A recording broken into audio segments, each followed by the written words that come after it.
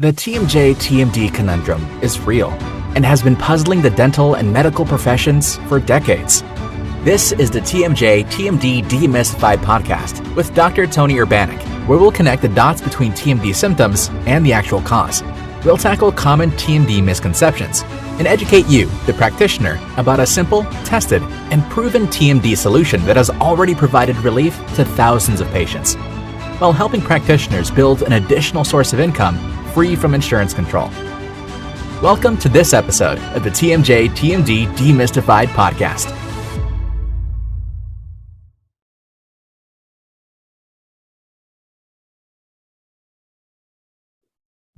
Welcome to all of you TMD warriors.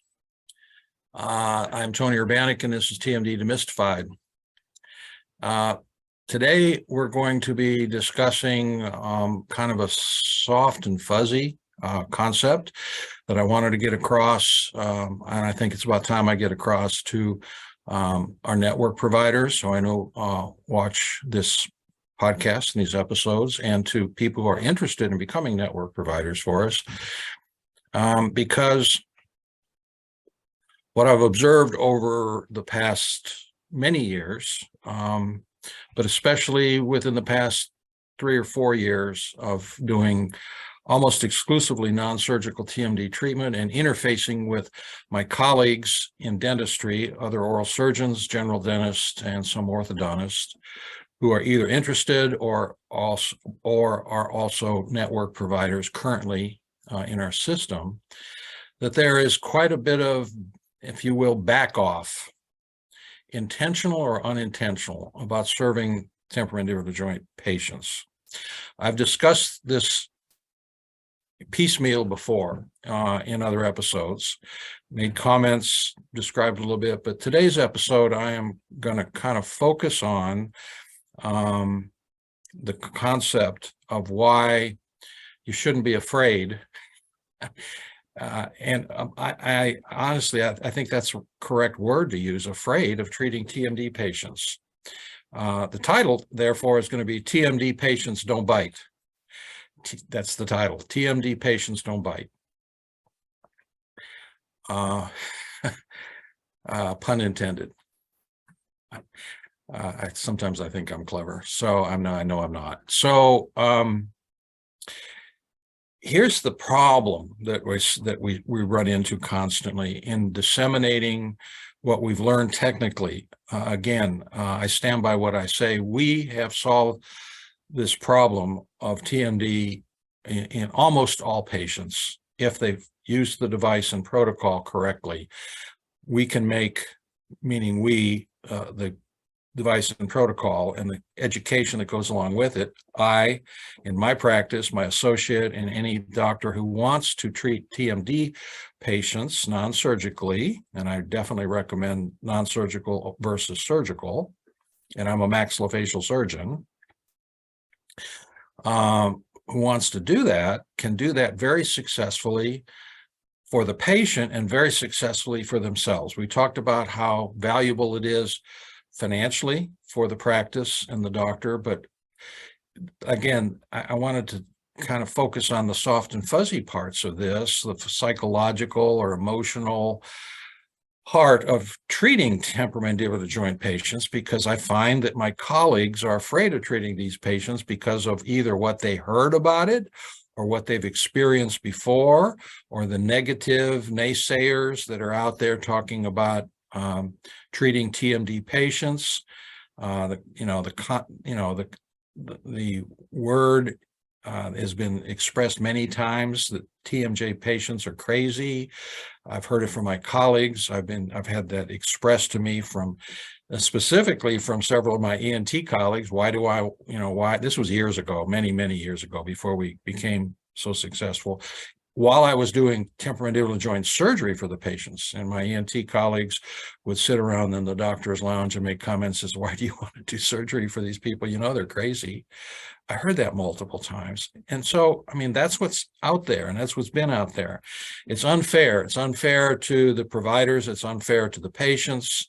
Of course, there are a few crazy people, around, but fortunately in our society and in what's going on, the majority of people can hold it together and are not crazy. And so the concept is, being afraid of treating these patients or not being afraid of treating these patients needs to be on your mind. And I can tell you that it isn't difficult to treat them, and the vast majority of them are not crazy. Yes, you will run into a few really strange folks.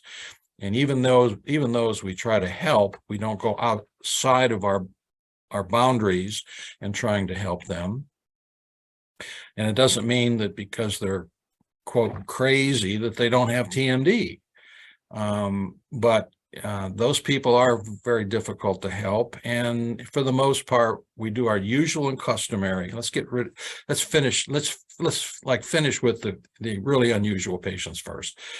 The concept, what you do is you do your usual and customary, and then let things fall where they may. And the majority of those people filter themselves out.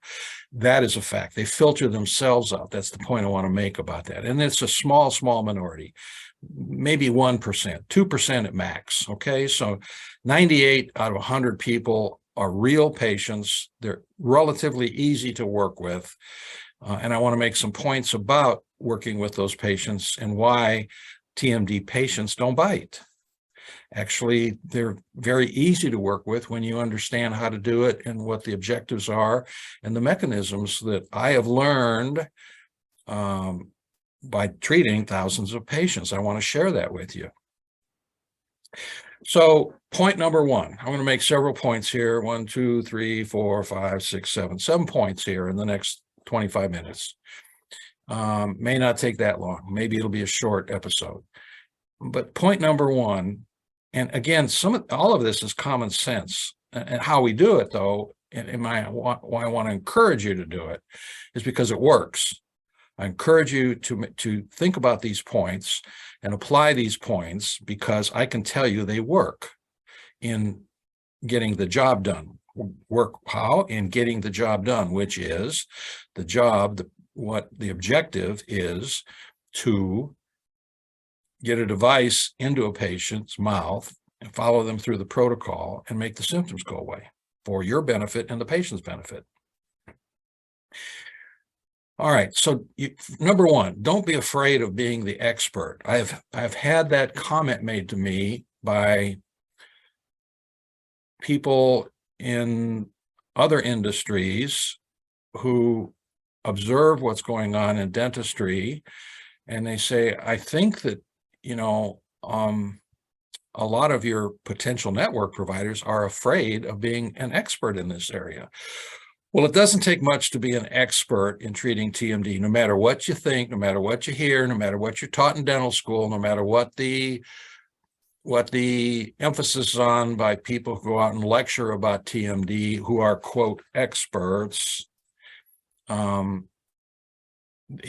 You shouldn't be afraid of being an expert, because it doesn't take that much. It's not a complicated thing. And that is driven home by, if you'll just watch several of the other episodes within this podcast, I think I can make it really clear. I have made it really clear that the steps into understanding the technology, when I say expert in technology, is not difficult to understand at all. You don't have to apply any kind of machines. You don't even have to get a 3D CT to make an excellent diagnosis. All those things are presented in other episodes strongly and completely.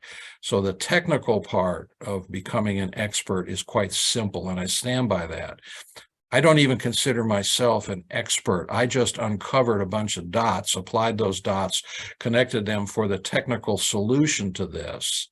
And then if treating 4,000 people and doing consultations with 5,000 people makes you an expert, then okay, I'll accept the title of an expert. But times over equals frequency. I became an expert on taking out wisdom teeth because I took out thousands and thousands and thousands of sets of wisdom teeth, not because of any specific, unusual knowledge that I had about taking wisdom teeth out. It's just take 1,000 wisdom teeth out, you do it pretty fast, you do it pretty well.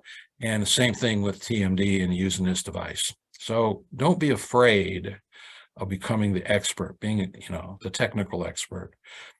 That is just a matter of how many devices you use and your familiarity with it, and you'll start to begin to see how simple it is. All right. Regarding actually getting rid of the idea that, these patients are hard to deal with, that psychological, emotional thing that is connected to temporomandibular joint problems. So first of all, point number one, it's really important to just get into communication with the patient. I can't overemphasize that. It's common sense, but if you want to fail at this, start by being rigid and become very robotic about this. It's important to get in communication with the patient. They are here in your office to seek your help. And the one thing that they appreciate is a doctor who actually communicates with them on their level, whatever that is. Some people take a little more attention because their level of understanding or their ability to communicate is lacking. And that's where, your experience and your knowledge up through the educational system, communicating with multiple levels of people, your instructors in school, your professors. It's a matter of just getting into communication and allowing yourself to listen to the patient for what they're seeking help, and they're going to communicate with you on their level. And they may get into a long diatribe about how many doctors they've seen, and they think these facts are important. And sometimes you don't have time to listen to all this. I admit, and I've experienced that multiple times, and there are ways to cut it short without embarrassing or insulting the patient. But communication isn't just one way. That's another point I want to make. Communication is actually two ways. And I'm surprised at the number of people that think communication only goes one way. I am communicating. I'm telling you what I think. I'm communicating. No, that's not communication. Communication is a two-way flow, and you have to focus on both yourself and the other person in the communication back and forth. So half of communication is listening. So don't be afraid to communicate. In fact, it's extremely important to communicate. And so the first thing that you do when you walk into a consultation and try to help these people is to get into communication with them, half of which is listening and half of which is speaking. And of course, you're a doctor, being a doctor, one of the critical parts of being a physician, a physician or a dentist or a healthcare provider is to have empathy with the patient.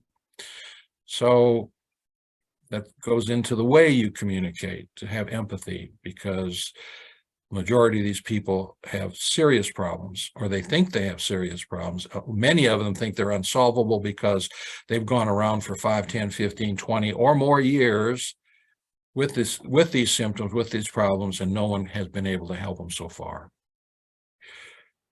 All right, so point number 2, we already talked about listening, but why would you want to listen? Why it's important to listen, besides getting the communication between the patient which rises your level of, patients look at you as another person, as a network, as a healthcare provider, as a doctor, but they think much more of you when you actually listen to them and you get in communication with them. But for your point of view, it's important that you will learn much more about TMD by listening to the patient than you will by talking to the patient about what you know about this problem. Now, I have been teaching this science, this topic, for better than a year and a half now. We're approaching 100 episodes, and from time to time, we've covered all aspects of this.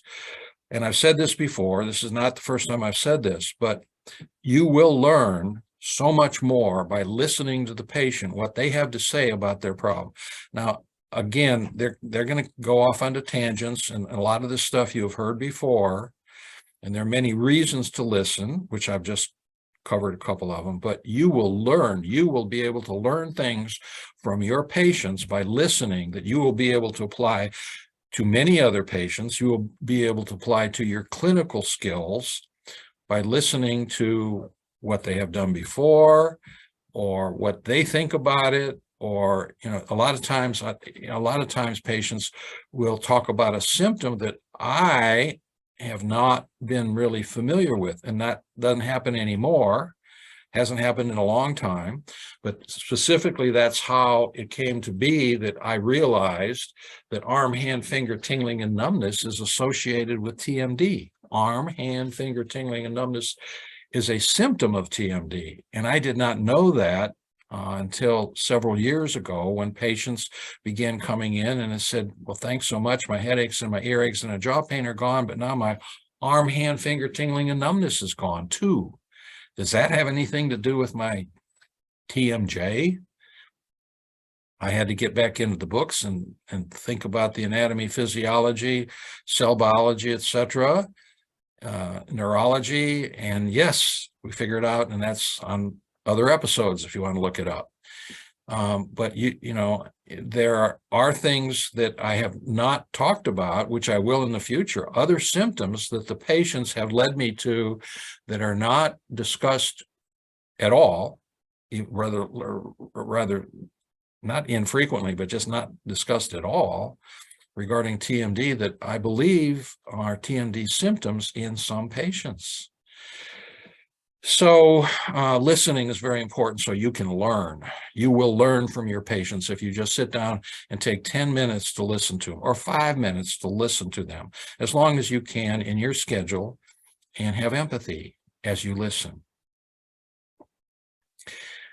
Next point, almost all of these patients, not all, 100%, because there are patients who come in and their biggest problem is they don't have pain, but the majority of patients, like 95% of patients at least, come in because they're driven in by pain. Of course, pain is an indicator of something's wrong. It's real simple, thank God. The body was made with this system in it that creates pain, which tells you, hey, you need to look at this because something is wrong here. And they come in with usually long-standing symptoms of pain, various kinds of pain, headache, earache, jaw pain, neck pain, shoulder pain, and they will want to describe it to you. Of course, there are patients who don't have pain. We see a good number of people who come in with their only symptom of tinnitus or subjective hearing loss, and the ENT doctors are becoming much more aware and sending a greater number of patients to see us now that just have symptoms of Meniere's disease, tinnitus, subjective hearing loss, and vertigo, but the majority have pain. And you need to understand, here's the point, pain will make you crazy. So going back to the negative viewpoint of TMD patients, yes, they are anxious. Yes, many of them are angry. I mean, anger is a tone level. It's a tone level.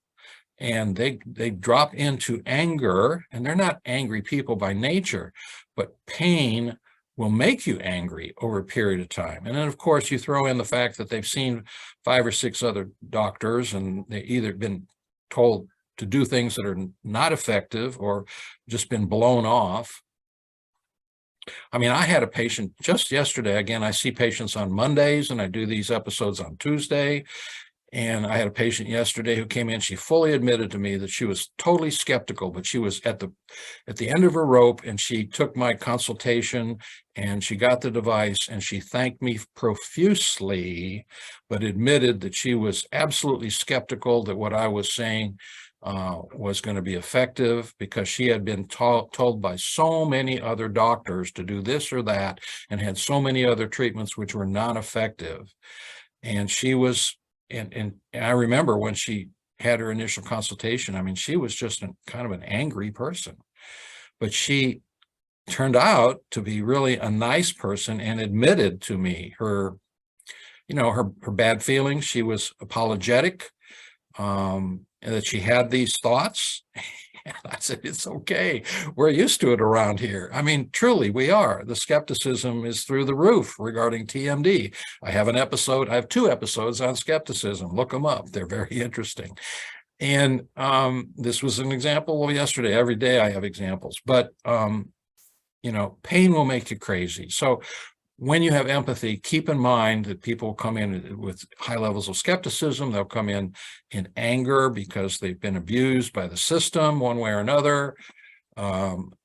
Sometimes I question, well, why are you here to see me if you feel so negative about doctors? But I don't say that. I think that, but I give them the benefit of my time and my knowledge to try to help them with empathy. Next point is, in getting you to the fact that patients don't bite, TMD patients don't bite, is that it's important in your communication with them. We cover communication. Now it's important that you sort out the misinformation that the patient has. Your job as a healthcare provider using the Urbanic device and protocol, treating TMD non-surgically, is to get the result. That's your job, to help the patient through the system, help the patient through their anxiety, help the patient through their skepticism. And part of that, a major part of that, I have found, is actually sorting out the misinformation, which is, until recently, I never used that word. Probably none of us really used that word much until the past few years, but it's an acceptable word, I'm sure, in the dictionary. And patients have, through the internet or through other consultations or through what they heard over the back fence or their Uncle Joe, a lot of misinformation about TMD. And so part of your job is to sort out that misinformation for them. Now, that isn't hard, that isn't difficult, and you may not need to do it all the time.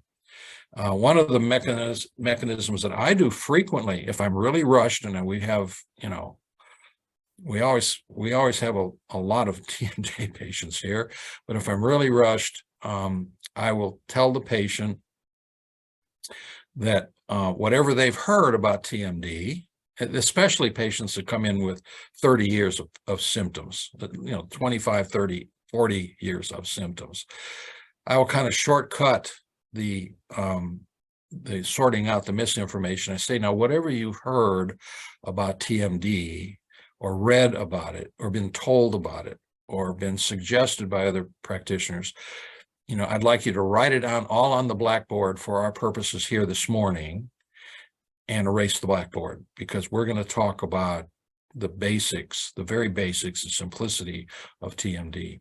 That's the worst that I ever do. But most of the time, I am not rushed,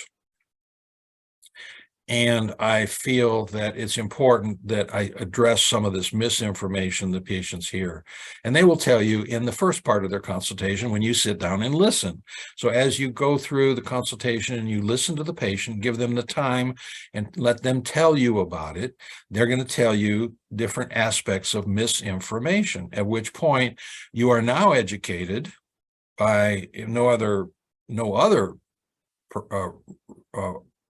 a point or way. You're educated by no other way than listening to all of the episodes that I've put in place and all of the points that are made in the course itself on how to treat TMD using a non-surgical device that does nothing more, nothing less than unload the temporomandibular joint and decrease inflammation. The misinformation needs to get batted down so the patients will accept, they will have the best shot of accepting your recommendation so they can get treated correctly and successfully. So you need to spend a little time doing that. And then hand in hand with that is to educate the patients if it's necessary to, bat down some specific parts of misinformation that they've dealt with, and to educate the patient on exactly how this thing works, exactly why disoccluding the posterior teeth over appropriate period of time using appropriate protocol consistently, and then consistently indefinitely using it nighttime only, but at beginning 24/7 with a device that they can hold it in their mouth, keep in their mouth, speak in with their mouth, use on a 24/7 basis easily, and educate them as to why it works. Just like again, it's all, the technical part of this is on the other episodes and easy to understand, but the patients need to understand it. And I've talked about that several times, but again, bringing it all together on the concept of TMD patients don't bite. And when you educate them, along with your ability to listen to them, they will accept your recommendations much more freely when you take the time to educate them exactly what you're doing, exactly how it works, exactly what you can expect. Again, covered in other episodes thoroughly.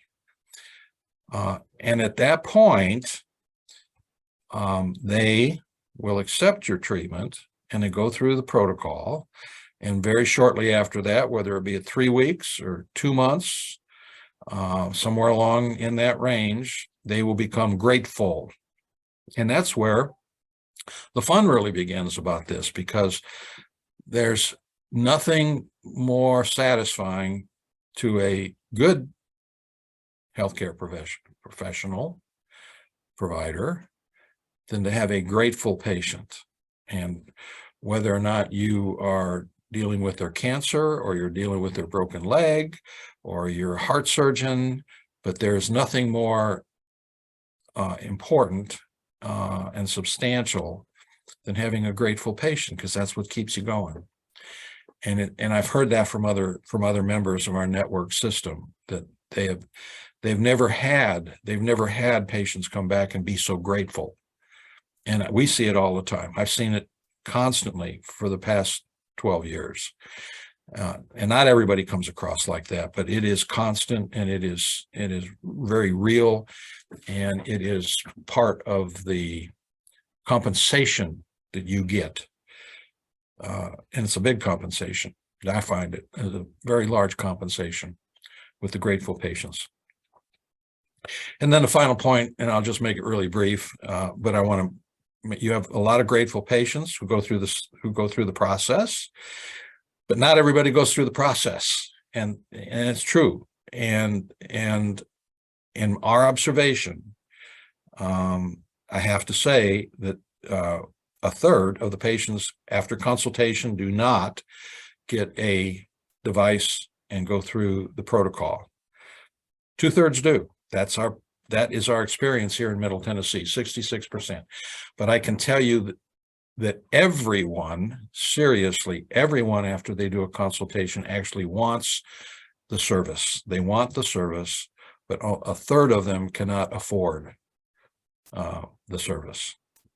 And we make our price point to the point where, it's very reasonable, and we have multiple kinds of payment plans to make it as easy as possible. But we found here in Middle Tennessee that literally a third of the patients do not qualify for any kind of payment plan, even though we have an internal payment plan. They have no checking account. They have nothing. And unfortunately, in those cases, because we're in business, we cannot help them, unfortunately. And some of them do come back after a while. They make it happen. So the point for today's discussion is TMD patients don't bite. And I hope you come away from this episode being bolstered by my experience and my comments, trying to educate you and inform you not to be afraid of being the expert, of getting the technical knowledge, but more importantly, the points I made about really understanding your patient and why others have told you, or even your past experience has told you, that these patients are difficult, or that they bite. They're difficult. Cause you problems. We really don't see that here. We don't see it. We don't see it because myself and my associate communicate. We well with the patient. We listen with the patient. We empathize with the patient. We learn from the patient. These patients are not crazy. And when you help them, it's amazing, absolutely phenomenal.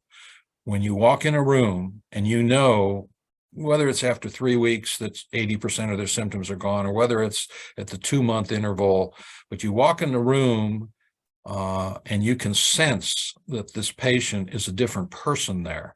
They may not even be smiling, but they are a different personality sitting there because they are not in pain. They're not in pain, and they're very grateful. It's an amazing situation. I've really enjoyed my journey through this, and I make it available to anyone who wants to join me on this journey. We've solved the problem. We're going to solve it for the millions of primarily women out there. It's primarily a female problem because estrogen exacerbates inflammation. That's well known. It's in the literature for 50 years. The dentists don't know it. The physicians don't know it. Estrogen exacerbates inflammation. The problem is nobody reads the literature and doctors don't communicate well with one another. For today, I've said my piece. I look forward to next week when I do my next episode. I hope that some of you would be interested in joining our network of providers.